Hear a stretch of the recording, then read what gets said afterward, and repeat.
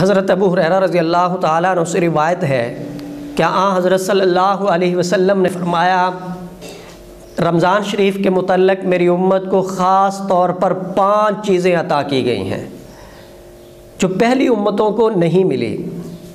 Number 1، روزہ دار کے منہ کی بدبو جو بھوکا رہنے کی وجہ سے پیدا ہوتی ہے، اللہ تعالیٰ کے ہاں مشک سے زیادہ پسندیدہ ہے۔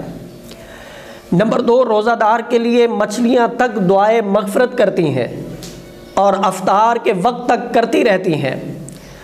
نمبر 3، جنت ہر روز ان کے لیے سجائی جاتی ہے۔ پھر حق تعالی شانہ فرماتے ہیں کہ قریب ہے کہ میرے بندے دنیا کی مشقتیں اپنے اوپر سے پھینک کر تیری طرف آئیں۔ نمبر 5، اس ماہ مبارک میں سرکش شیاطین کو قید کر دیا جاتا ہے کہ وہ رمضان میں ان برائیوں کی طرف نہیں پہنچ سکتے جن کی طرف غیر رمضان میں پہنچ سکتے ہیں۔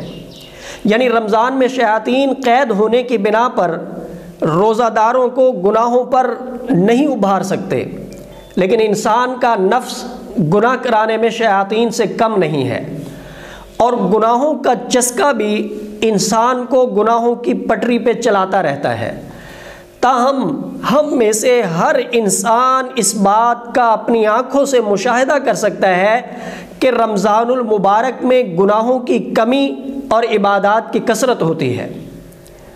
اور نمبر 5، رمضان کی آخری رات میں روزہ داروں کے لیے مغفرت کی جاتی ہے۔ صحابہ نے عرض کیا، یا رسول اللہ صلی اللہ علیہ وسلم، کیا شب مغفرت شب قدر ہے؟ آپ علیہ الصلوۃ والسلام نے فرمایا کہ نہیں، بلکہ دستور یہ ہے کہ مزدور کو کام ختم کرنے کے وقت مزدوری دے دی جاتی ہے۔